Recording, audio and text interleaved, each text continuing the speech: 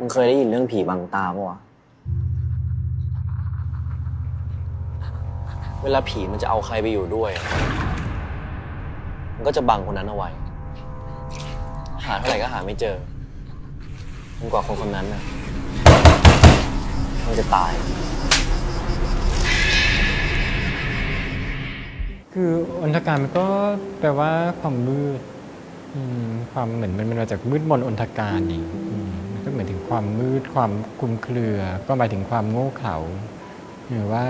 เหมือนมืดบอดเกี่ยวกับเรื่องเด็กวัยรุ่นเนี่ยมันมีเคสหนึ่งที่มีความรู้สึกว่าความน่ากลัวมันติดค้างอยู่ในความรู้สึกก็คือเคสความรุนแรงในครอบครัวหรือว่าเคสการฆาตกรรมในครอบครัวซึ่งเราก็มองว่าเราน่าจะหยิบจับเรื่องนี้มาทำแล้วเราก็ไม่ต้องการทำหนังที่จะพิพากษาว่าใครถูกใครผิดเพราะฉะนั้นกระบวนการเขียนบทเนี้ยเราก็เลยใช้โครงเรื่องในลักษณะที่ว่าเป็นการมิกซ์ระหว่างความจริงกับความฝันเพื่อให้คนดูแล้วเนี่ยจะต้องตีความว่าเรื่องจริงๆมันเป็นยังไงหรือว่าต้นตอของปัญหาเนี้ยมันเป็นยังไงตามปะหน้าไปโดนอะไรมา เรื่องนี้มันเซนเตอร์อยู่ที่ตัวนักแสดงทั้งคู่เพราะฉะนั้นนักแสดงจะต้องมีบทบาทสำคัญในการอบอุ้มหนังทั้งเรื่องโดยเฉพาะบทของตั้มเนี่ยเนื่องจากว่ามันเป็นบทที่ยากแล้วก็มันดูรุนแรงอะไรเงี้ยแล้วก็คนที่เล่นเนี่ยต้องมีลุคที่เป็นลักษณะเด็กวัยรุ่นหรือเยาวชนตอนแรกที่ได้อ่านที่พี่เขาส่งมาทางเมลก็คิดว่ายังไม่เห็นภาพรวมแบบว่านี่คิดว่าหนัก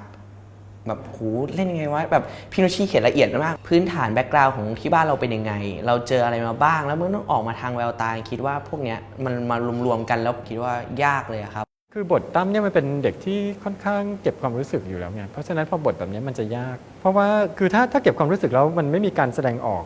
ที่ดีพออย่างเงี้ยมันก็จะเป็นหน้าเดียวทั้งเรื่องแต่ถ้าคนดูรู้สึกว่าเธอเล่นแล้วเขาเข้าใจในอารมณ์ความรู้สึกเธอแปลว่าเธอก็ประสบความสำเร็จ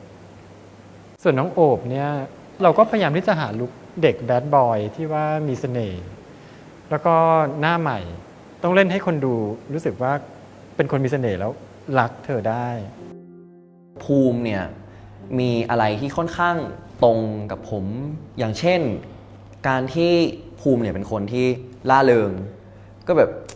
การที่ผมตีความไว้นะคือจริงๆแล้วก็ตอนแรกก็อยากจะมาแบบมีอะไรกับตั้มเฉยๆแต่ว่าแบบด้วยความที่เห็นว่าเขามีปัญหาจริงๆอะเราเลยแบบ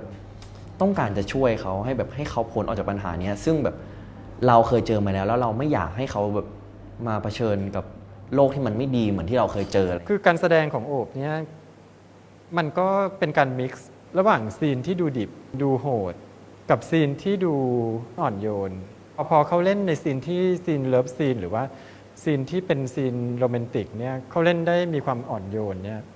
มันทำให้หนังทั้งเรื่องมันเวทตัวละครได้มีมิติไงฉากเลิฟซีนเรื่องนี้มันมีความสำคัญมากเพราะว่ามันเป็นจุดเริ่มต้นของความสัมพันธ์ไงเราบอกนักแสดงเลยว่าถ้าเล่นเลิฟซีนแล้วคนดูไม่เชื่อว่าความรักหรือความสัมพันธ์อันลึกซึ้งจะเกิดขึ้นได้ในฉากนี้เนี่ย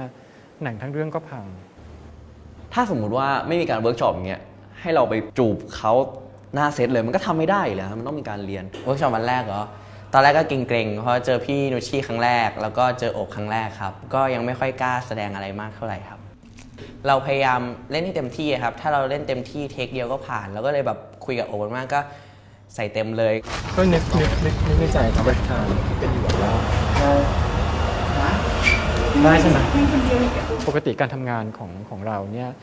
เราจะไม่ได้เป็นฝ่ายอินพุตนักแสดงอย่างเดียวแต่เราจะให้เขามีความรับผิดชอบในแง่ที่ว่าเขาเป็นศิลปินด้วยเป็นผู้กำกับที่ให้นักแสดงรับผิดชอบตัวเองแล้วก็ให้นักแสดงลองเล่นให้ดูแล้วก็ทำให้เต็มที่ถ้าสุดแล้วเชื่อมาก็คือว่าโอเคครับพี่โนชิใส่ใจในรายละเอียดในทุกๆเรื่องไม่ว่าเรื่องเล็กเรื่องน้อยการถ่ายการตัดต่อการนู่นนี่นั่นพี่โนชิแบบถือว่าเป็นมาตรฐานที่ดีในการทำงานกับพี่โนชิมากๆเลยแล้วหนังมันพูดถึงเรื่อง Space พูดถึงจุดยืนของเด็กที่เป็นเกย์พูดถึงความคิดหรือความเป็นจริงพูดถึงเรื่องครอบครัวสิ่งที่น่าจะเด่นชัดคือเราควรจะเล่นกับเรื่อง Space เรื่องการจำกัดขอบเขตของตัวละครว่าจะให้ตัวละครอยู่ในพื้นที่ยังไงวิธีการวางเฟรมหรือการวาง subject ในการเล่าเรื่องเนี่ยจะไม่ค่อยวางเฟรมแบบตรงไปตรงมาเราจะวางเฟรมให้มันดูคลุมเครือมันดูว่าเอ๊ะนี่ความรู้สึกของใครในขณะที่ คนคนนี้พูด แต่ว่ากล้องไม่ได้โฟกัสอยู่ที่คนพูดโฟกัสอยู่ที่ตัวละครอีกตัวหนึ่งที่เป็นคนรับฟัง ตั้งแต่บทที่เขียนมาเนี่ยมันก็จะมีความพิเศษ มันเป็นฉากที่ถูกดีไซน์ให้ตัวละครเนี่ยไม่มีพื้นที่ยืนอะเราจะเจอตัวละครที่เดินอยู่ตามกำแพง ปีนขึ้นตามกันศาสตร์อะไรอย่างเงี้ยหรือว่าอยู่ในสระว่ายน้ำที่ลานขยะที่ขยะเต็มไปหมดใต้เท้าไม่มีที่ยืน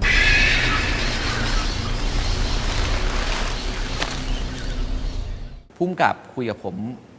แล้วว่าฉากที่เป็น outdoor ที่เป็นกลางคืนทั้งหมดอยากจะถ่ายเป็น day for night พอได้ยินบรีฟนี้ผมก็รู้สึกในหมู่ของช่างภาพมันสะอึกขึ้นมาทันทีว่าทำไมเราถึงจะต้องการถ่าย day for night ไม่ค่อยมีช่างภาพอยากจะถ่ายกลางวันที่เป็นกลางคืนหรือกลางคืนที่เป็นกลางวัน วิธีการทำงานก็จะต้องคิดอยู่ในหัวว่าเปรียบแสงอาทิตย์เป็นแสงจันทร์อะไรอย่างเงี้ยมันถูกทำได้ด้วยเทคนิคมันจะมีฟิลเตอร์ที่มาใส่หน้ากล้องที่ทำให้ลดทอนสีออกไปแล้วก็ดูเป็นแสงกลางคืนก็จะดูมืดๆอะไรอย่างเงี้ยฮะ คือหนังเรื่องนี้อย่างที่บอกว่าเราถ่ายลักษณะที่ว่ามันไม่ให้รู้ว่ามันเป็นช่วงเวลาไหนไงมันเป็นก้ำกึ่งระหว่างกลางวันกลางคืนเนี่ยเพราะฉะนั้นฉากเทคนิค Day for Night เนี่ยเป็นอะไรที่เรามองไว้แต่แรกว่าเราน่าจะหยิบมาใช้ เรามีมุมมองทางศิลปะในแง่ของความคลุมเครือระหว่างช่วงเวลาอยู่แล้วเนี่ยเราก็เลยถ่ายเทคนิคเป็น Day for Night แทน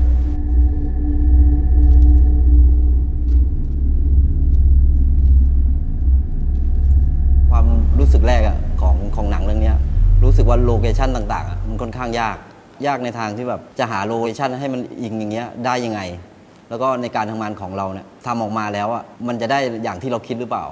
แต่มันดีอย่างหนึงฮะโลเคชันเราอะที่เราไปหานะมันโดนกับเนื้อเรื่องด้วย ในแต่ละซีนในแต่ละโลเคชันอย่างเงี้ยเราต้องมาพูดคุยกันว่าโทนสีแต่ละสีนะมันมีสีอะไรบ้างในฉากองค์ประกอบ ตั้งแต่สถานที่พร็อพเสื้อผ้ามันต้องแมทกันหมดฮะ คือเรื่องหาโลเคชั่นสำหรับกองขยะนี่มันไม่ยากมาก เพราะว่ามันก็มีที่ของมันอยู่แล้วเพียงแต่ว่าการทำงานในโลเคชั่นเหล่านี้มันยาก เพราะว่ากองขยะเนี่ยมันเต็มไปด้วยอุปสรรคอะเวลาเราเข้าไปถ่ายเนี่ย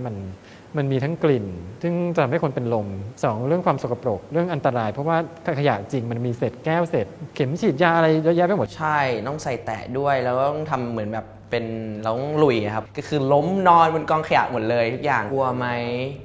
ก็มีกลัวแต่ว่าพี่เขาก็ดูให้หมดเลยครับว่ามี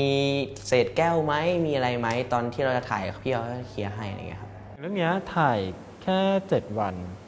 ซึ่งมันเป็นแฟกต์ที่พอคนดูต่างชาติรับทราบเนี่ยเขาจะตบมือให้ เพราะว่ามันดูเหมือนเป็นไปไม่ได้กับการที่จะถ่ายหนังให้มีวิชวลมีอะไรที่มันสมบูรณ์ขนาดนี้ได้ภายใน 7 วัน ด้วยการ management ที่ดีอ่ะหรือการคุยให้กับทีมงานให้ชัดเจนว่าเราต้องการอะไรเนี่ยมันสามารถที่จะทำออกมาได้ใน 7 วัน มันก็เห็นในแง่ของความการสตรัคเกิลของหนังอินดี้ไทยนะว่าเราโอเคเราไม่ได้มีทรัพยากรมากมาย แต่เราก็ต้องทำให้ดี เพื่อที่จะแข่งขันกับในระดับนานาชาติได้ สิ่งหนึ่งที่เขาสัมผัสได้แล้วเขาอาจจะเรียกได้ว่าเห็นพ้องต้องกันคือว่าหนังมันมีสไตล์เฉพาะตัว มันมีความแปลกโดดเด่นแตกต่างจากหนังเรื่องอื่นๆที่เขาได้ดูมา ซึ่งมันเป็นเอฟเฟกต์ที่เราคิดว่ามันหนังมันสักเซสตรงจุดนี้ไงทำให้คนดูจำได้ทำให้นักวิจารณ์หรือว่าคนในวงการภาพยนตร์ในระดับนานาชาติเขา recognize เราได้เนี่ยมันก็เป็นอะไรที่น่าภูมิใจ